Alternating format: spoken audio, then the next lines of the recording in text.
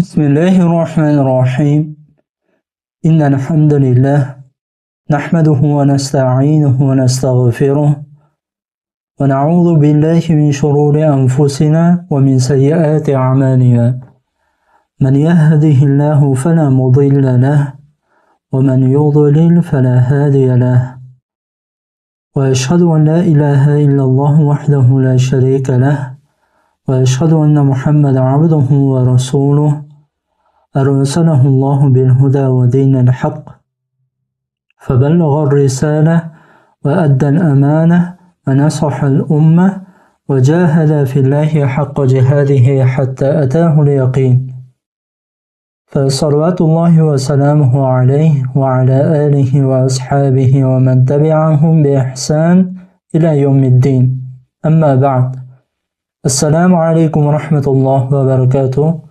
Alloh subhanahu va taolodan yordam so'ragan holatda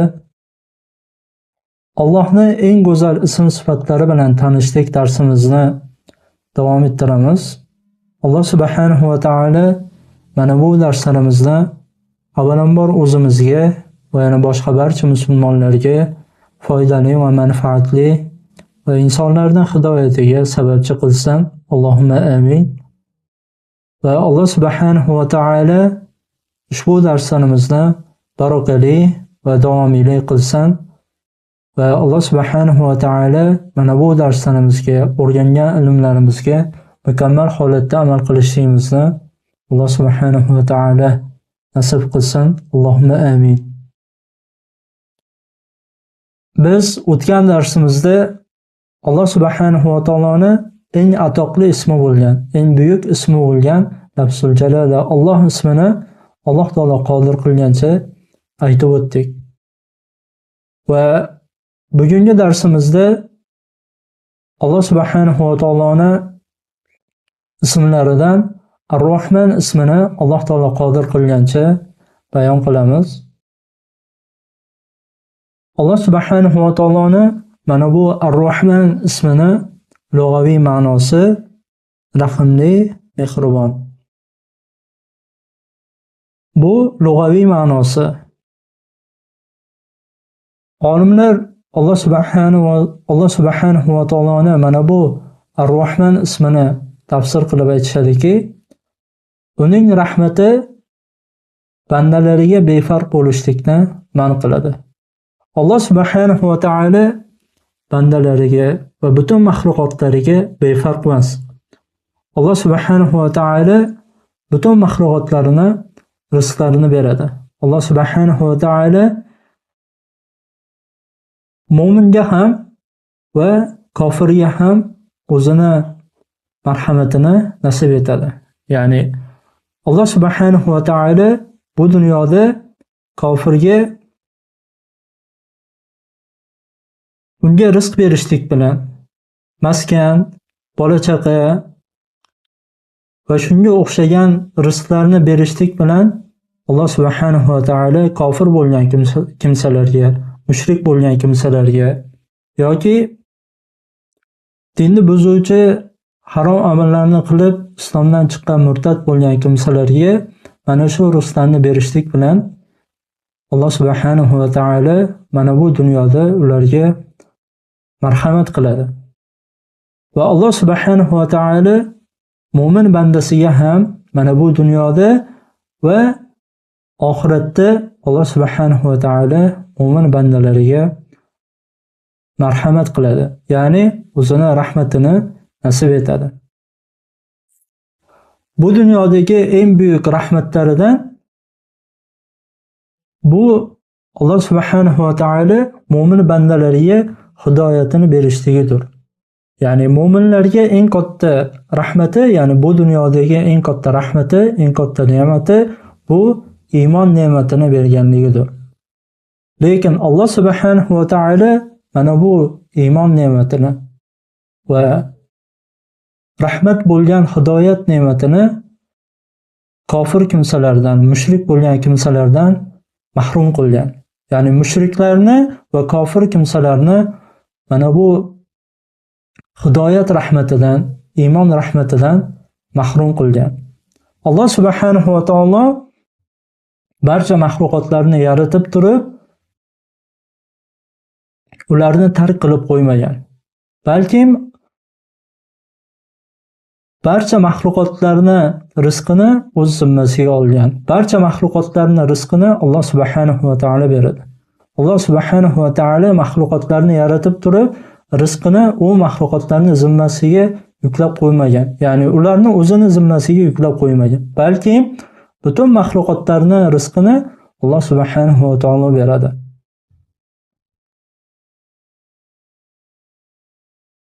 Va olimlardan biri yana mana bu Alloh subhanahu va taoloni Ar-Rahman ismini sharhlab aytishadiki, tafsir qilib aytishadiki, Rahman u butun mahluqotlarni yaratishlik bilan va butun mahluqotlariga rizq berishlik bilan ularni barchasiga rahm qilgan zotdir deb aytishadi.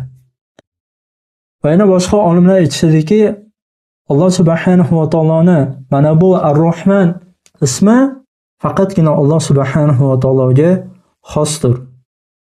Va Alloh subhanahu va taoloni mana bu Ar-Rahman ismini boshqa bir insonga aytishlik yoki mana shu ismi bilan ismlanishlik joiz emas deb aytishadi. Sahih hadisda kelganki, bu hadisni Abu Dawud rahimahulloh rivoyat qilgan.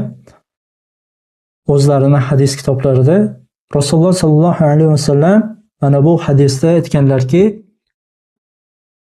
Ahabbul asma ilalloh Abdulloh va Abdurrahman. Alloh subhanahu va taologa eng suyukli ismlar bu Abdulloh va Abdurrahmandir.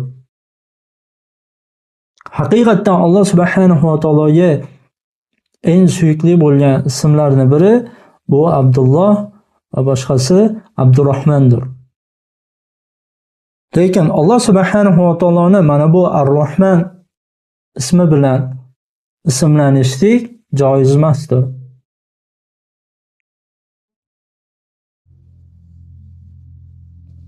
Va Alloh subhanahu va taoloni mana bu Ar-Rahman ismi Qur'onda juda ko'p o'rinlarda kelgan. Va ulardan ba'zilarini aytib o'tamiz.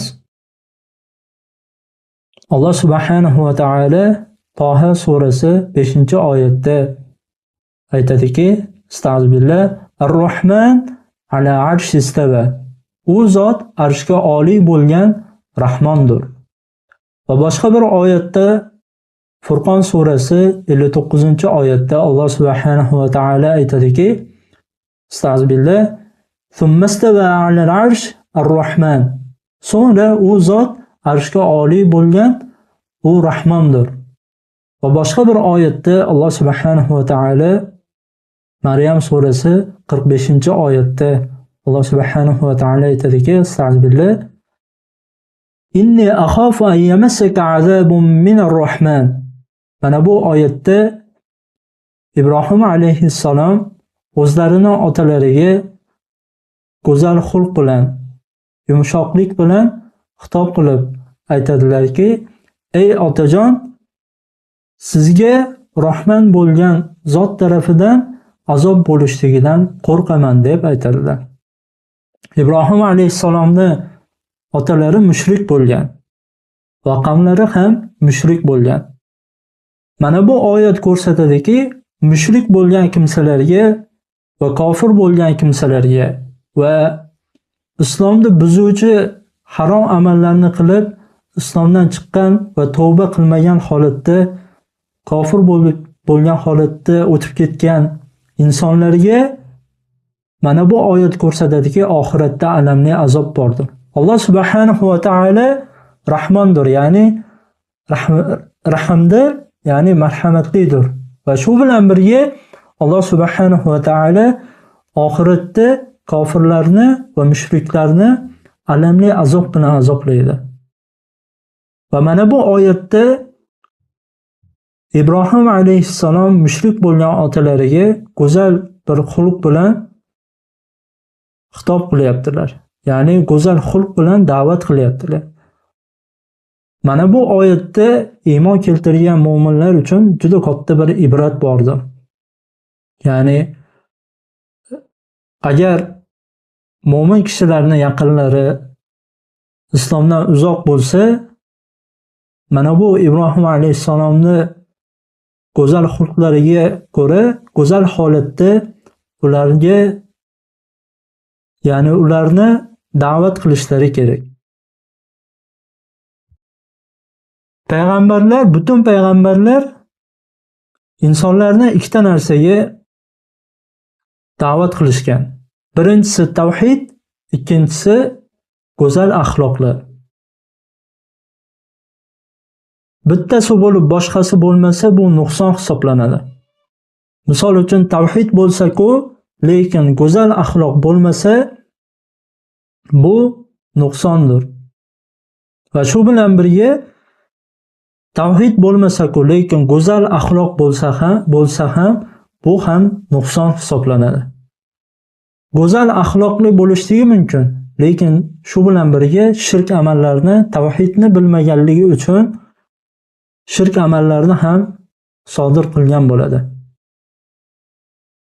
Lekin tavhidni o'rgansa-ku, lekin go'zal axloqlari bo'lmasa, bu ham nuqson. Mana bu tavhidni o'rgangan kishi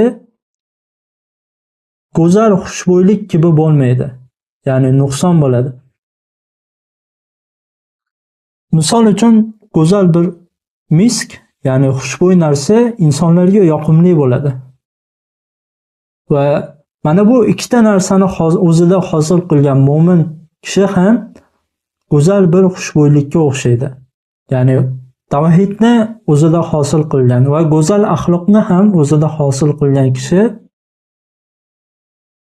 go'zal bir xushbo'ylikka o'xshaydi, ya'ni miskka o'xshaydi.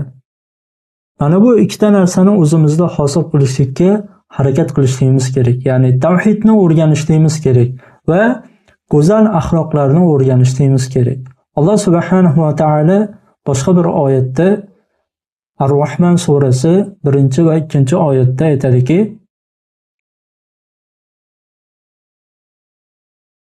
Bismillahirrohmanirrohim. Ar-Rahman allamal Qur'an. U Rahmondir. U rahimlidir. U zot Qur'onni o'rgatdi. Alloh subhanahu va taoloning mana bu Ar-Rahman ismi bilan Qur'onda sura nozil bo'lgan. Ya'ni Ar-Rahman surasi.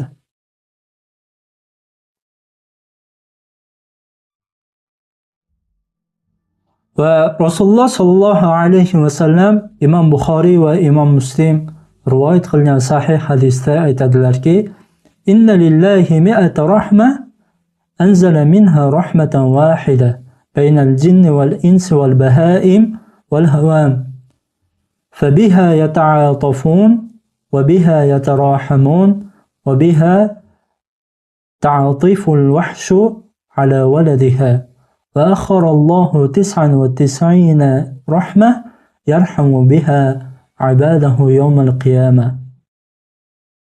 Rasululloh sallallohu alayhi va sallam mana bu hadisda aytadilarki, albatta Alloh taoloning 100 ta rahmati bordir.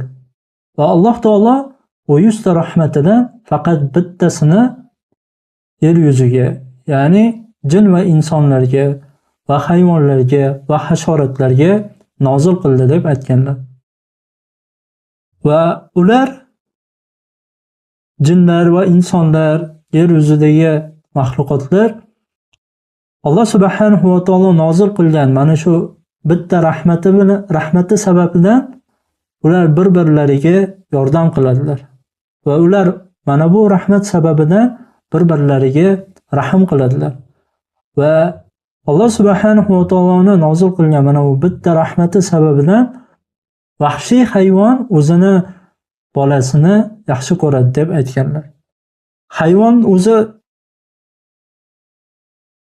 vahshiy hayvon tabiatida shunaqangi vahshiylik bo'ladiki, misol uchun bo'rilar va sherlar va shunga o'xshagan hayvonlar. O'zi bular vahshiy bir hayvon, lekin mana shu vahshiy hayvon Alloh subhanahu va taolo nozil qilgan bitta rahmati sababidan o'z bolasiga shafqatli bo'ladi. O'z bolasini yaxshi ko'radi. Va hadisning davomida Rasululloh sollallohu alayhi vasallam aytdilarki, va Alloh taolo 99 ta rahmatini oxirat kuniga qiyomatga olib qo'ydi. Va u Alloh subhanahu va taolo u 99 ta rahmati bilan qiyomat kunida o'zini bandalarini rahim qiladi. O'zini bandalariga marhamat qiladi deb aytdilar. Mana bu hadis mo'min kishilarga juda katta bir xushxabardir. Juda katta bir xushxabar. Mo'min kishilarga juda katta bir bashorat bu. Salaflardan biri aytganki, agar menga ixtiyor berilsa, menga aytilinsa-ki, qiyomat kunida menga aytilinsa-ki, seni o'z otang savol javob qilsinmi yoki Robbing savol javob qilsinmi deb aytilinsa, men aytamanki, meni o'z otam emas, balkim Robbim savol javob qilsin. Chunki u meni otamdan-da eng rahimli zotdir deb aytadilar. Alloh subhanahu va taolo oxirat kunida o'zini mo'min bandalarini, solih bandalarini mana shu 99 ta rahmati bilan rahmat qiladi, marhamat qiladi. Mana shu hadisni yaxshilab tafakkur qiladigan bo'lsak, oxiratda juda katta bir mo'min kishilarga juda katta bir ne'mat borligini tushunib yetamiz. Alloh subhanahu va taolo 100 ta rahmatidan faqat bittasini yer yuziga nozil qildi. Mana shu bitta rahmat sababidan insonlar bir-biriga rahim qiladi. Ota-ona o'zini farzandiga rahim qiladi. Va farzandlar ham ota-onasiga rahimli bo'ladi. Hattoki misol uchun bir homilador ayol bolasini tug'ib turganda, og'ir holatda bo'lganda yoki onani qutqarib qolishlik kerak yoki farzandni qutqarib qolishlik kerak. Mana shunday holatlar bo'ladi ba'zan. Shunda doktorlar agar u ayoldan so'rasa, seni qutqarib qolaylikmi yoki bolangni qutqarib qolaylikmi deb so'rashganda, aksar ayollar, marhamatli bo'lgan ayollar, Alloh subhanahu va taoloning mana bu rahmati bilan rizqlangan ayollar aytadiki, men emas, balkim bolamni qutqarib qolinglar deb aytadi. O'z bolasi dunyoga kelishligi uchun ona o'zini fido qiladi. Alloh subhanahu va taoloning mana shu yer yuziga nozil qilgan bitta rahmati sababidan ota-ona shunchalik fidokorlik qiladi. Lekin Alloh subhanahu va taolo mana bu hadisda aytdiki, 99 ta rahmatini, ya'ni Rasululloh sollallohu alayhi vasallam mana bu hadisda aytdilarki, Alloh taolo 99 ta rahmatini qiyomat kuniga olib qo'ydi. Va u 99 ta rahmati bilan Alloh taolo qiyomat kunida o'z bandalarini rahim qiladi, marhamat qiladi, o'z bandalariga marhamat qiladi deb aytdilar. Subhanalloh, mana bu hadis juda katta bir ne'mat bu mo'min kishi uchun. Alloh subhanahu va taolo nozil qilgan bitta rahmati sababidan ota-ona bolasi uchun, onalar va otalar bolalari uchun o'zlarini fido qiladilar. Mana shu Alloh subhanahu va taoloning bitta rahmatidan, ya'ni 100 ta rahmatidan bitta rahmatini nozil qildi va mana shu rahmati sababidan ota-onalar hattoki aql ajablanadigan bir fidokorliklar qilishadi. Ijtimoiy tarmoqda hammamiz guvoh bo'lgan video lavhalar bor. Bir videoni men ko'rib qolganman ijtimoiy tarmoqda. Kiyikni bolasi suvdan o'tib ketib turganda tumsoq mana shu kiyikni bolasiga hujum qiladi, uni yeyishlik uchun. Bu kiyikni bolasini holatini onasi ko'rganda o'zini tumsoqni oldiga tashlaydi. Tumsoq bolasini emas, balkim o'zini yeyishligi uchun. Subhanalloh, hayvonlar ham bolasi dunyoda qolishligi uchun o'zini fido qiladi. Nima sababdan? Mana bu Alloh subhanahu va taolo nozil qilgan bitta rahmati sababidan. Alloh subhanahu va taoloning mana shu bitta rahmati sababidan aqllar ajablanadigan holatlar sodir bo'ladi. Onalar farzandlari hayotda qolishligi uchun o'zini fido qiladi. Mana shunga o'xshagan holatlar bo'ladi. Alloh subhanahu va taoloning mana shu bitta rahmati sababidan.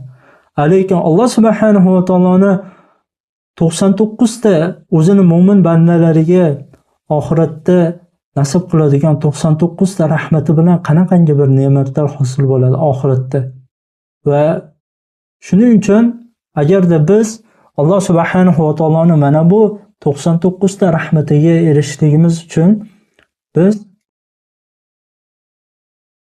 mo'min kimsalardan bo'lishligimiz kerak. Alloh va Rasuli buyurgan ibodatlarni ado etishligimiz kerak. Alloh va Rasuli buyurgan solih ibodatlarni, ya'ni solih amallarni ado etishligimiz kerak. Alloh subhanahu va taologa itoat qilishligimiz kerak. Rasululloh sollallohu alayhi vasallamga ergashishligimiz kerak. Olimlar aytishadiki, Alloh subhanahu va taoloning rahmatini ta'riflash, izohlash, ya'ni izohlashda til ojizdir deyshadi.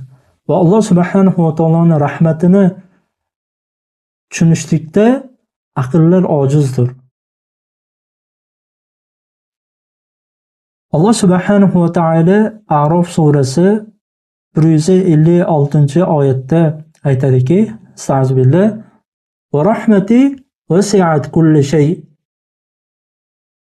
fasaktubuha lillazina yattaqun va yu'tuna az-zakah wallazina hum biayatina yu'minun.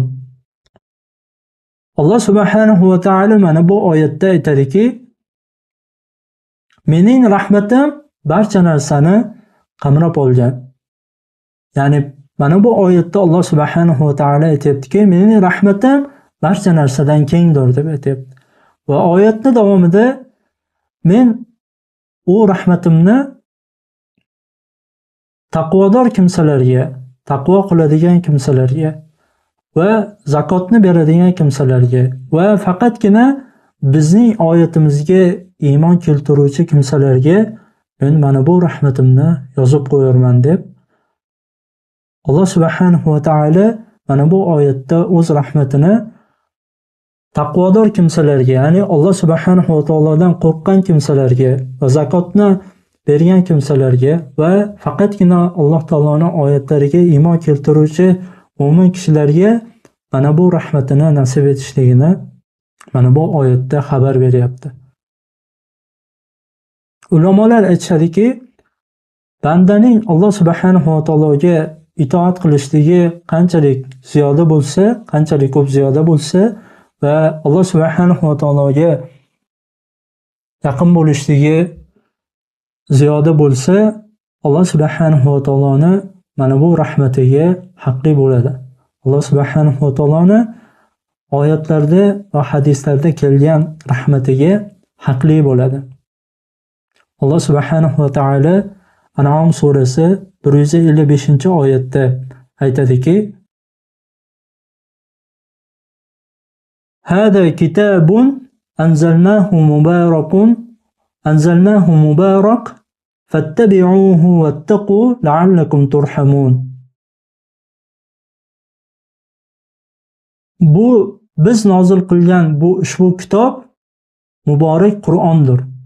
Bas sizlar u muborak kitobga, muborak Qur'onga ergashinglar va sizlarga rahim qilinishligi uchun taqvo qilinglar deb Alloh subhanahu va taolo mana bu oyatda Qur'on, ya'ni muborak bir kitob ekanligini bayon qildi. Alloh subhanahu va taolo bizga rahim qilishligini xohlasak, biz mana bu muborak kitobga, Qur'onga ergashishligimiz kerak va Alloh subhanahu va taolodan qo'rqishligimiz kerak. Taqvodorlardan bo'lishlikka harakat qilishligimiz kerak. Alloh subhanahu va taolo An-Nur surasi 56-oyatda aytadiki, Astagfirullah: "Va aqimus solata va atuz zakah va ati'ur rasul la'allakum turhamun." Sizlarga rahim qilinishlik uchun sizlar namozni qoyim qilinglar va zakotni ado etinglar va Rasulga itoat qilinglar deb Alloh subhanahu va taolo mana bu oyatda buyuryapti. Ya'ni bizga Alloh subhanahu va taolo rahim qilishligi uchun biz namozni qoyim qilishimiz kerak. Va zakotni agarda qodir bo'lsak, zakotni berishimiz kerak. Va Rasululloh sallallohu alayhi vasallamga itoat qilishimiz kerak. Ya'ni Rasululloh sallallohu alayhi vasallamning sunnatlariga mahkam ergashishimiz kerak. Ana o'shanda Alloh subhanahu va taolo bizga mana bu dunyoda ham va oxiratda ham bizga o'zini rahmatini nasib etadi. Va Alloh subhanahu va taolo boshqa bir oyatda A'rof surasi 56-oyatda aytadiki, Astagfirullah: "Inna rahmatullohi qaribun minal muhsinin." Albatta Allohning rahmati muhsin kimsalarga yaqindir. Muhsin kimsalar kim bular? Rasululloh sallallohu alayhi vasallam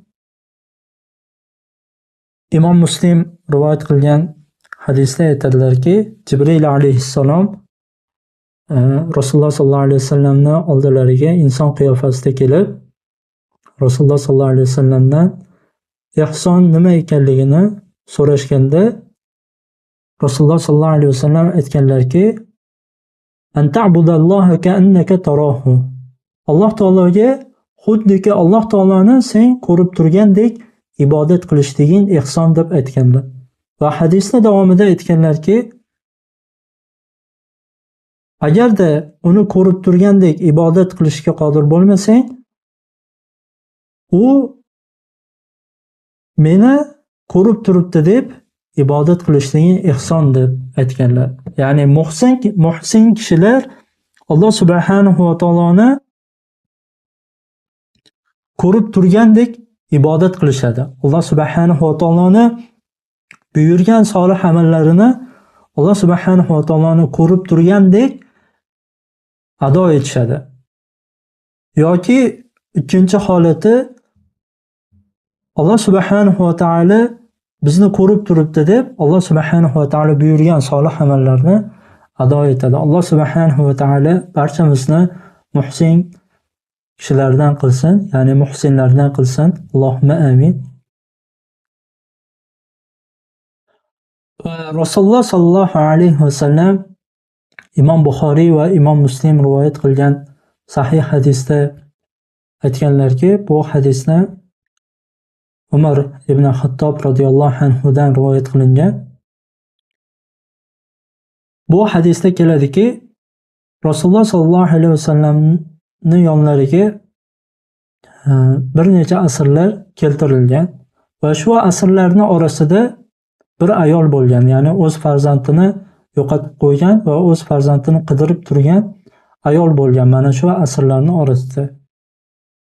Va shu ayol o'zini farzandini asrlarning orasida qidirib turganda o'zini bolasini, kichkina bolasini topadi va uni olib ko'ksiga qo'yib, uni emzdiradi. Va shunda Rasululloh sallallohu alayhi vasallam mana bu holatni ko'rib, mana bu holatga guvoh bo'lib aytganlarki,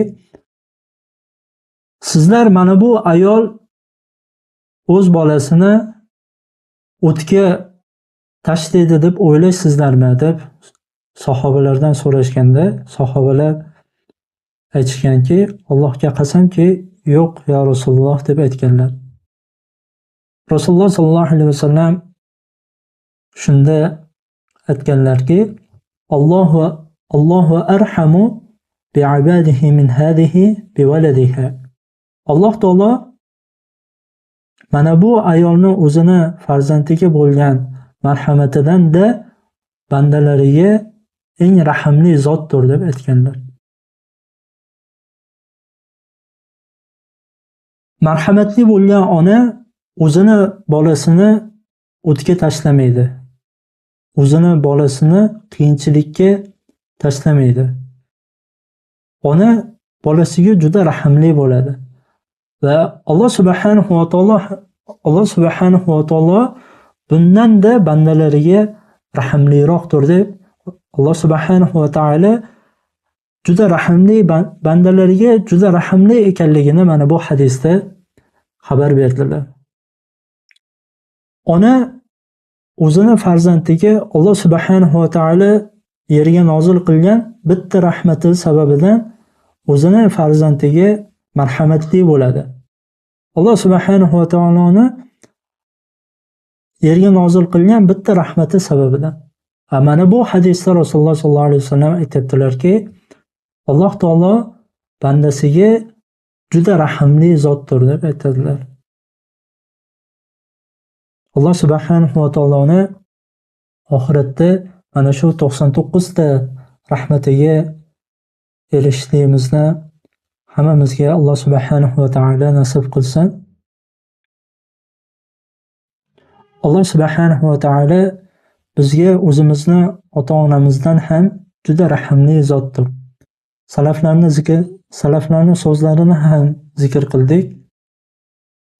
Salaflarga, ya'ni salaflardan biri aytganki, oxirat kunida menga aytinsaki, seni o'z otang ya'ni o'z otang savol javob qilsinmi yoki Robbing savol javob qilsinmi deb savol berilinsa, meni Robbim savol javob qilsin deb Robbimni savol javob qilishligini ixtiyor qilaman deb aytganlar. Chunki Robbim menga meni ota-onamdan ham rahmliroqdir deb aytishgan. Haqiqatan Alloh subhanahu va taolo bizni ota-onamizdan ham marhamatli zotdir. Alloh subhanahu va taoloni mu'minlarga va'da qilgan oxiratdagi rahmatini bizga ham nasib qilsin. Allohumma amin.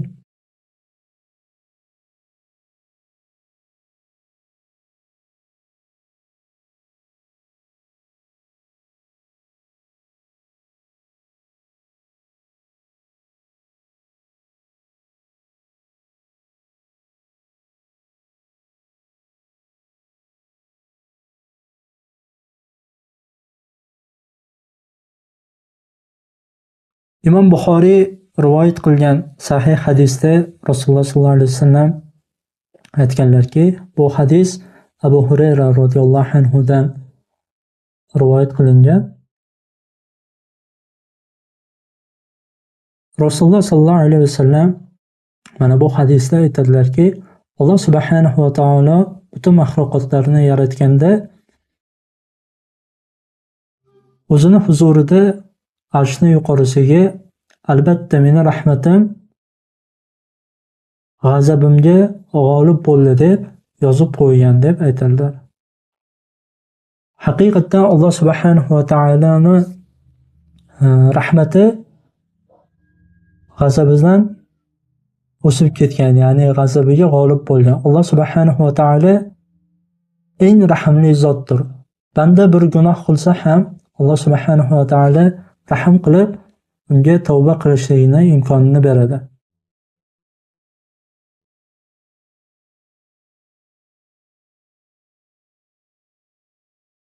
Makka mushriklari Alloh subhanahu va taoloni mana bu Ar-Rahman ismini, Ar-Rahman sifatini inkor qilishgan. Hadisda keladiki, bu hadisdan Imom Buxoriy rivoyat qilishgan. Hudaybiya kunida Rasululloh sollallohu alayhi vasallam Ali radhiyallohu anhu ga aytishadiki, ya'ni kelishuv yoziladi. Shu kelishuvda Ali radhiyallohu anhu ga ey Ali, Bismillahir Rohmanir Rohim deb yozgin deb aytadilar. Rasululloh sollallohu alayhi vasallam o'qish va yozishni bilishmagan. Ali radhiyallohu anhu mana bu Bismillahir Rohmanir Rohim basmalani yozishliklarini Ali radhiyallohu anhuga buyurishgan. Shunda mushriklardan biri, Makka mushriklaridan biri aytganki, ammo men Rahmon nima ekanligini bilmayman.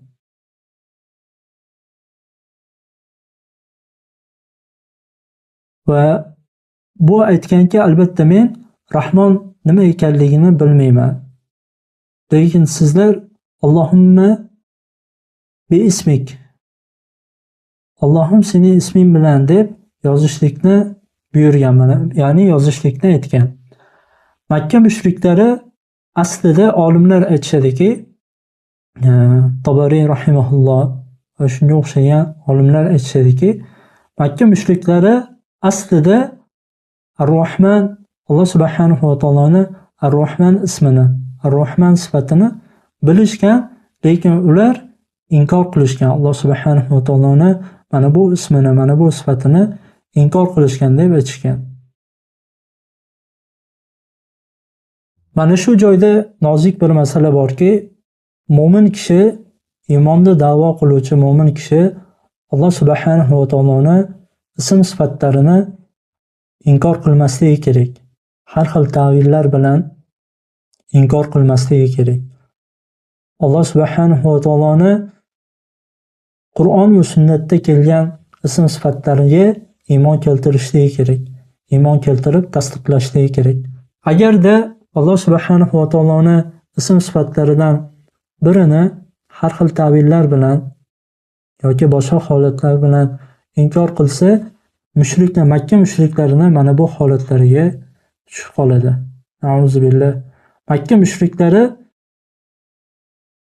mana bu kelishuvda Alloh subhanahu va taoloni ismini, ya'ni basmalani Bismillahirrohmanirrohim, Alloh subhanahu va taoloni ism va sifatlari bo'lgan basmalani yozishlikni Ali radhiyallohu anhuga buyurishganida Makka mushriklaridan biri buni inkor qilgan. Men Rahmon nima ekanligini bilmayman deb inkor qilgan. Aslida u Makka mushriklari bilgan, lekin Alloh subhanahu va taoloni mana bu Ar-Rahman ismini va sifatini ular inkor qilgan. Musulmon kishi mana bu holatga tushib qolishlikdan saqlanishligi kerak. Alloh subhanahu va taolodan panoh so'rashligi kerak. Alloh subhanahu va taoloni Qur'on va sunnatda kelgan eng go'zal ism va sifatlarini tasdiqlashligi kerak. Iymon keltirishligi kerak. Kayfiyatiga kirishmasligi kerak. Qur'on va sunnatda qanday kelgan bo'lsa, shunday tasdiqlashligi kerak. Sahobalar mana shunday qilishgan. Ya'ni Qur'on va sunnatlarda kelgan Alloh subhanahu va taoloni ism va sifatlarini ma'nolari qanday kelgan bo'lsa, shunday tasdiqlashgan, shunday iymon keltirishgan, lekin kayfiyatiga kirishmagan. Olimlar aytishadiki, Alloh subhanahu va taoloni mana bu Ar-Rahman ismi Qur'onda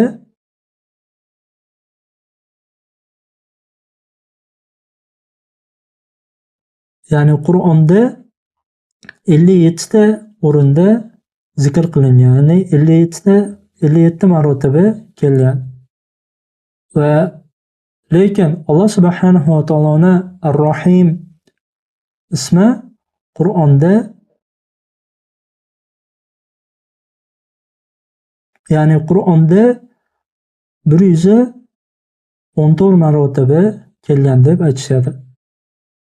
Olimlar aytishadiki, Alloh subhanahu va taoloni mana bu Ar-Rahman, Ar-Rahim ismini barobar zikr qilishlik kerak. Barobar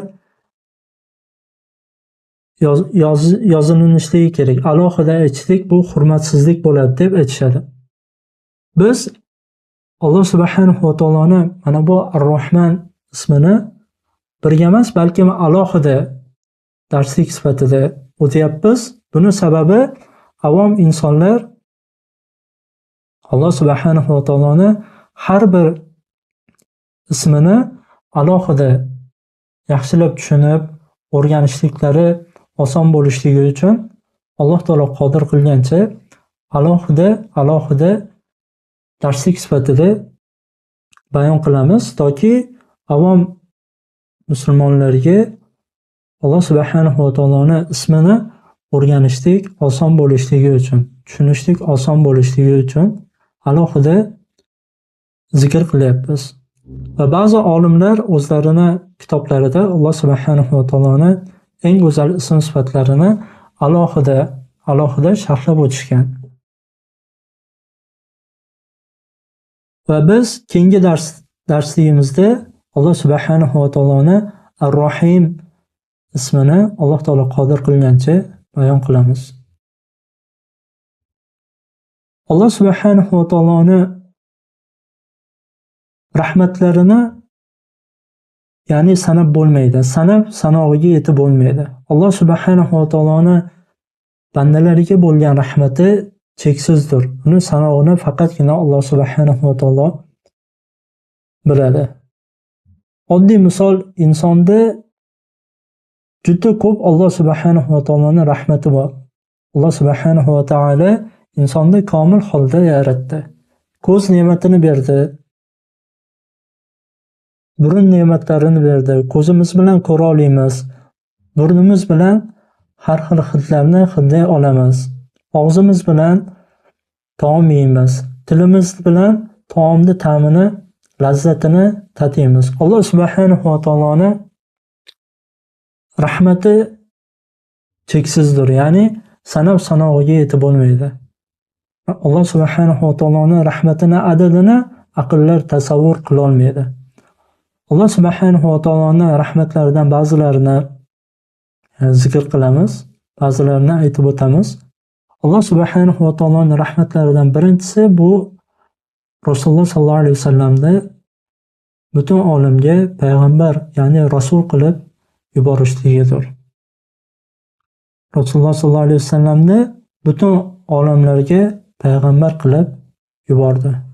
Anbiyo surasi 107-oyatda Alloh subhanahu va taolo aytadiki: "Astagfirullah va ma arsalnaka illa rahmatan lil alamin."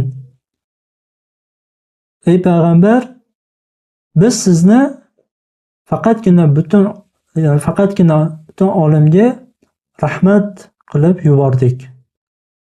Alloh subhanahu va taolo Rasululloh sallallohu alayhi vasallamni butun insoniyatga rahmat qilib, oxirgi payg'ambar qilib yubordi.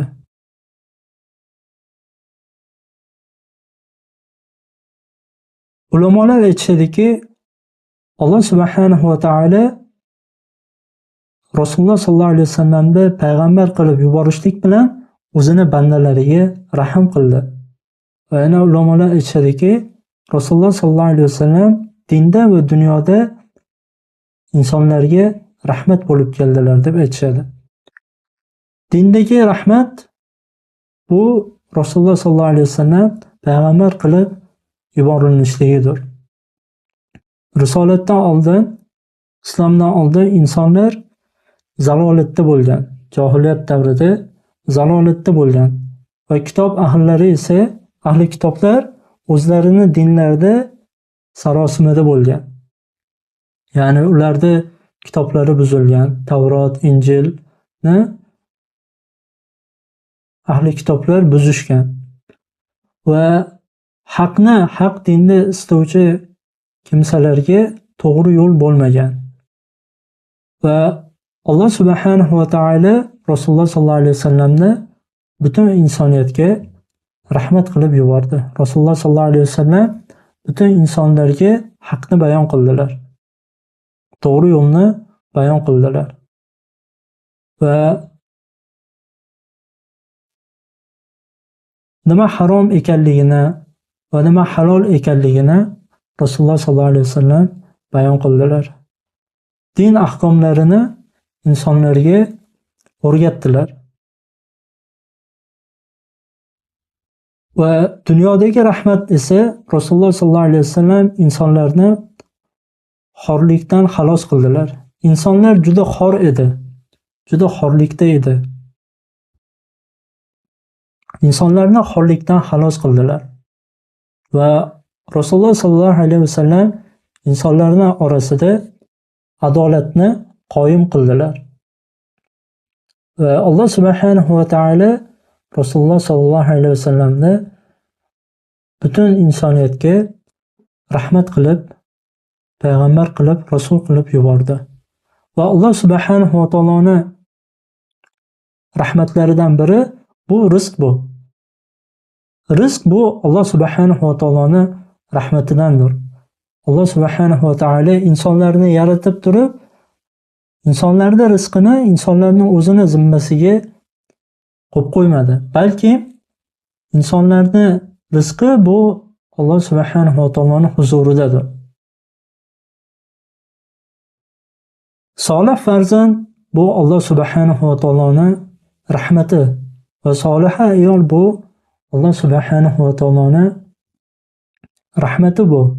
Va barakali mol dunyo va insonni sog'lomligi bu Alloh subhanahu va taoloning rahmatidir. Va Alloh subhanahu va taoloning rahmatlaridan biri bu dinda sobit turishlik. Dinda sobit turishlik ham Alloh subhanahu va taoloning rahmati bu. Rasululloh sollallohu alayhi vasallam vafot etganlaridan so'ng Abu Bakr radhiyallohu anhuning xalifalik davrlarida aksar insonlar dinda sobit turishmadi. Dindan, ya'ni murtad bo'lib dindan chiqib ketishdi. Dinda sobit turishligimiz ham bu Alloh subhanahu va taoloning rahmatidir.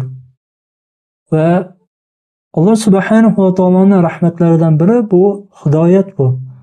Hidoyat va iymon Alloh subhanahu va taoloning eng buyuk ne'matlaridan, eng buyuk rahmatlaridandir bu. Hidoyat ham Alloh subhanahu va taoloning rahmatidandir. Va Alloh subhanahu va taoloning rahmatlaridan biri bu Alloh subhanahu va taolo solih bandalarini va solih bandalarini farzandlarini saqlashligi. Alloh subhanahu va taolo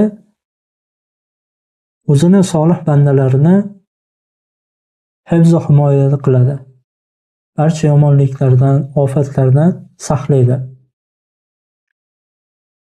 Hattoki bir inson solih holatda vafot etsa, farzandlari ham solih bo'lsa, u inson vafot etib ketgan bo'lsa ham Alloh subhanahu va taolo u solih insonni farzandlarini otalari yoki onalari solih bo'lganligi sababidan farzandlarini ham Alloh subhanahu va taolo o'zini hifz va himoyasida saqlaydi. Kahf surasi 3-oyatda Musa alayhissalom bilan Xizr alayhissalomni qissalari keladi. Musa alayhissalom bilan Xizr alayhissalom bir qishloqqa kirishganda o'sha qishloqda bir devor bo'ladi. Devor qulab ketishiga ozgina qolganda Musa alayhissalom bilan Xizr alayhissalom mana bu devorni tiklab qaytadan qurib qo'yishadi. Bu devorni egalari ikkita, ya'ni yetim bolalar bo'ladi. Ular yosh bo'ladi va bu yetim bolalarni otalari solih bir insonlardan bo'lgan. Va bu bolalarni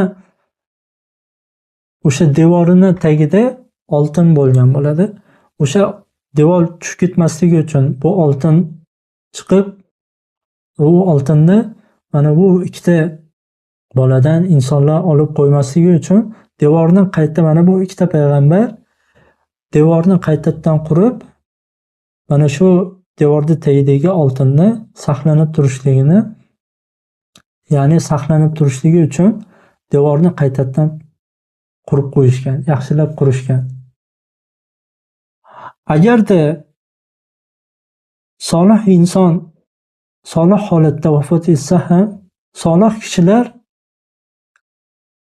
mana bu solih insonlar farzandlarini Alloh subhanahu va taolo boshqa bir solih insonlar bilan o'tib ketgan solih insonlar farzandlarini saqlaydi. Alloh subhanahu va taolo solih bandalarini o'zi hifz va himoyasida saqlaydi.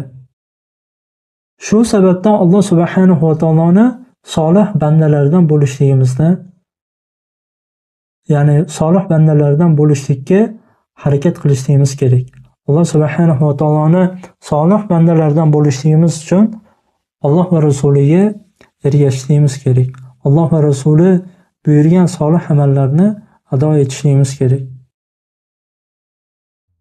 Agar bu dunyoda solih holatda Alloh subhanahu va taoloni solih bandalaridan bo'lgan holatda vafot etsak, o'zimizdan keyingi qolgan farzandlarimizni Alloh subhanahu va taolo o'z hifz va himoyasida saqlaydi. Va Alloh subhanahu va taoloni rahmatlaridan biri insonni vujudidagi quvvat, insonning a'zosidagi quvvat ham Alloh subhanahu va taoloni rahmatidandir. Agar insonda quvvati bo'lmasa, hattoki hojatxonaga borib, hojatxonada o'zini hojatini ado eta olmaydi. O'zini ishtoniga bavul qilib qo'yishligi mumkin. Agar quvvati bo'lmasa, hattoki hojatxonaga borib, hojatxonadagi ishini qila olmaydi. Insonning quvvati bu Alloh subhanahu va taoloning rahmatidandir. Va Alloh subhanahu va taoloning rahmatlaridan biri yerdagi tabiat qonunlari. Yerdagi tabiat qonunlari bu Alloh subhanahu va taoloning rahmatidandir. Misol quyoshni tafakkur qilaylik. Agar quyosh o'zini o'rnidan ozgina yerga yaqinlashsa, yerdagi barcha narsalarni kuydirib yo'q qiladi. Quyosh o'zini o'rnida harakatlanishi Alloh subhanahu va taoloning rahmati bu. Agarda yomg'ir bo'lmasa, qurg'oqchilik sodir bo'ladi.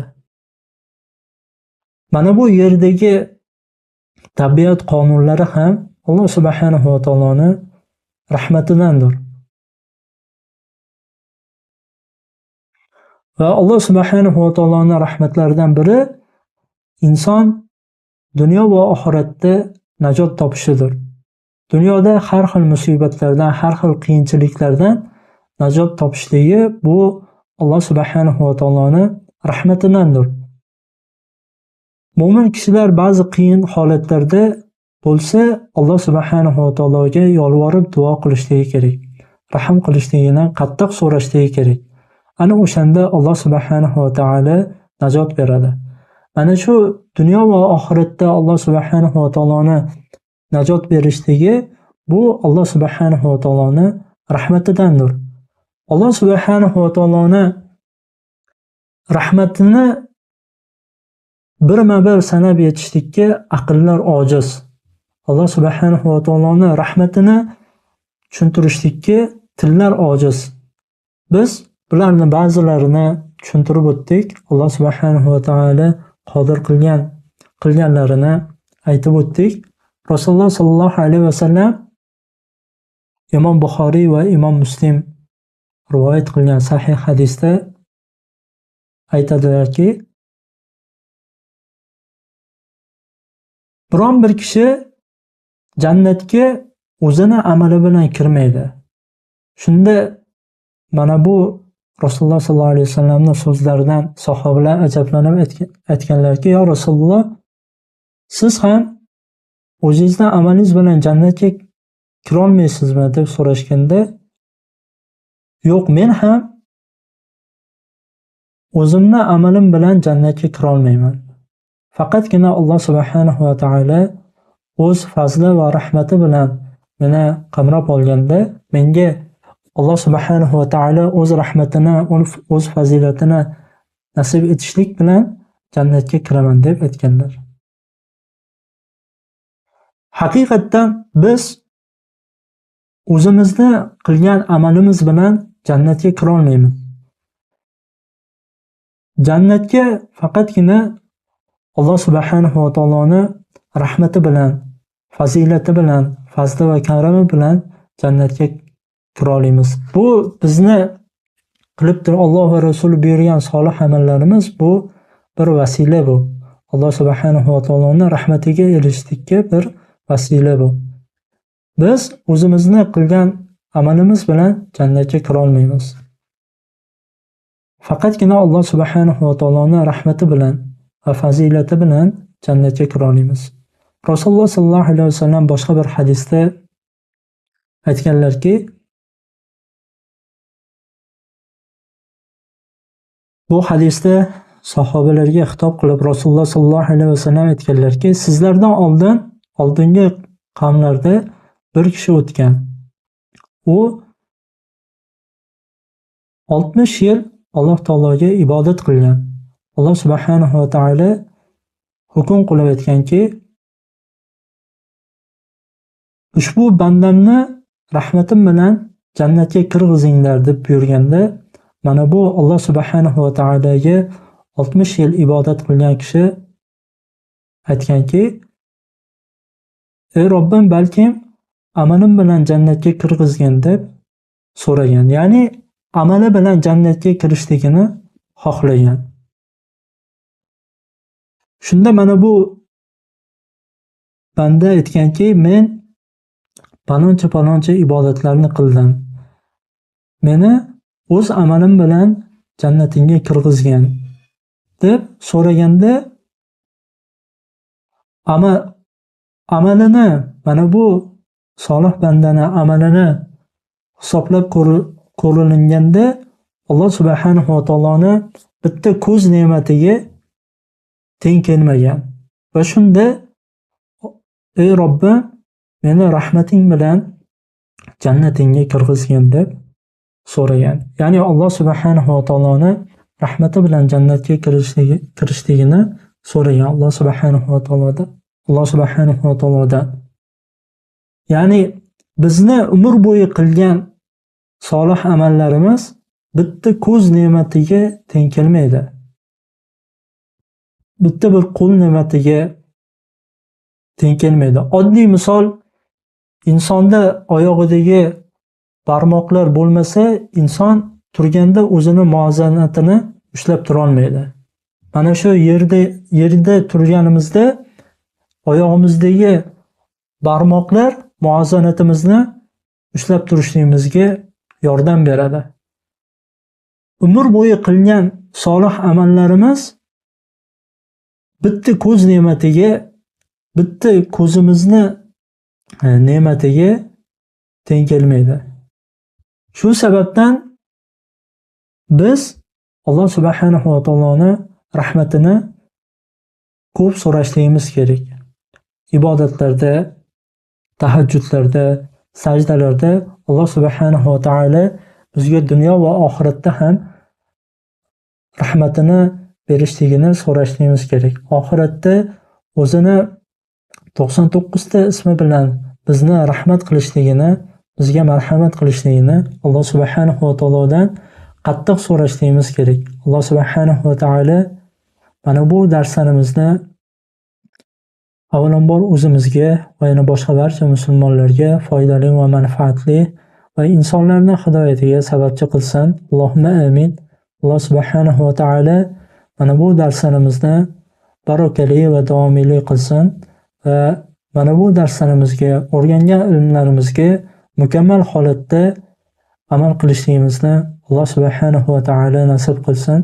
Subhanakallohumma va bihamdik, nashhadu an la ilaha illa ant, nastaghfiruka va natubu ilayk.